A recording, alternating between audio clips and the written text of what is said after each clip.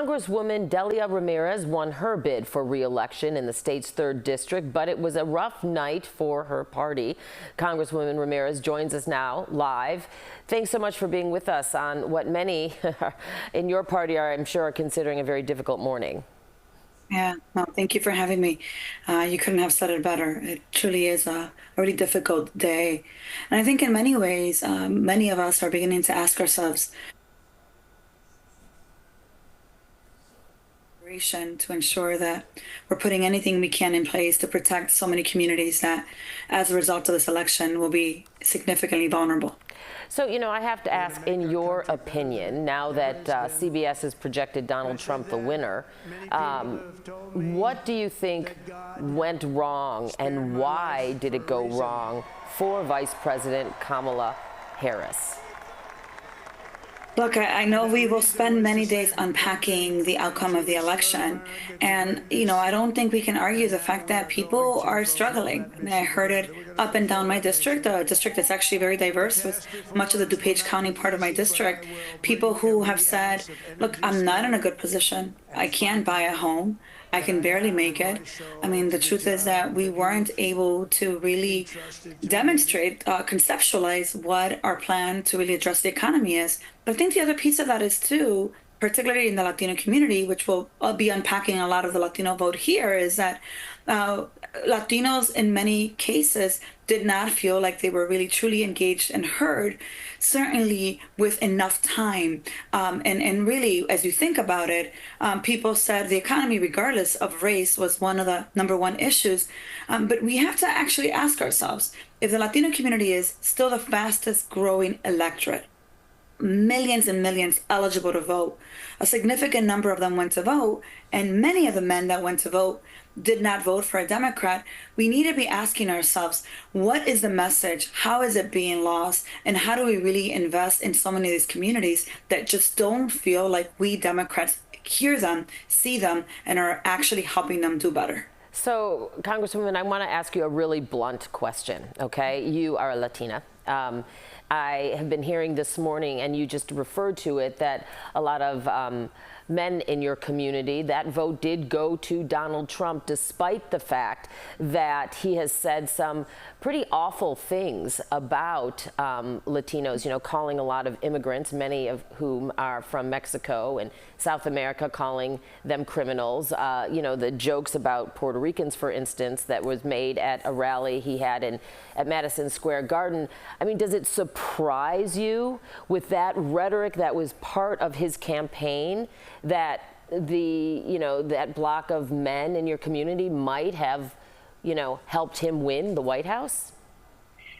I'd lie to you if I told you if it didn't frustrate me, it didn't disappoint me. But frankly, having talked to some of my own family who are in the age bracket of 35 to 55, and unfortunately gave me their explanation of why they voted for him, I'm not completely surprised. I think there's a couple of things that we have to understand. I mean, the reality is, we like it or not, sexism and racism is still very alive. And some folks said to me, I just can't vote for her. I think the her part of it, I think, was very loud and clear. But the other said to me, I would have voted for you if you were on my ballot. Yeah. You understand that healthcare is almost impossible to access, and I have to make choices between paying for my insurance and paying for my mortgage. The idea that housing, the one thing that in the Latino community seems to be the wealth generator, isn't something that's being prioritized, and it's making it harder for my children to purchase a home, let alone myself. I feel like a failure as a head of household, as a husband, as someone that's supposed to protect my family. Again, I know that we can unpack that with some of the sexism and the undertones there. But the reality is that the Democratic Party has to understand that establishment politics are not going to win elections. People needed concrete reasons why to vote for us.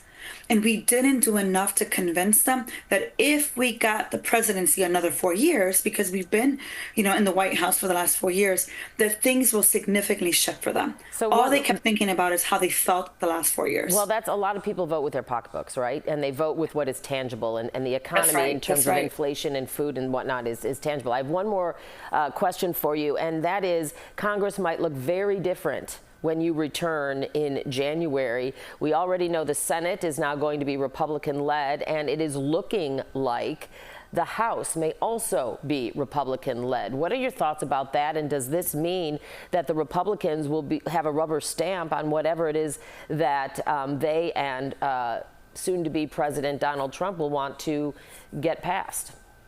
Look, I still have hope that we can pull it off. That hope continues to lessen, right, as the minutes go by. But the reality, and what I said to people this morning was, if Donald Trump controls the White House, controls the Senate and the House, we are going to be in major defense mode and trying to protect our communities. But a lot of that won't happen legislatively. I mean, the reality is that not having the majority in the House means that we can't block much of what he's going to send over to the Senate and what he'll try to do, even through the executive order. We are not supposed to be here. The one thing we were certain of, or we thought we were certain of, is that we would be able to regain the majority. And I gotta tell you, this will require for us as Democrats to step back and ask ourselves, how have we failed as a party?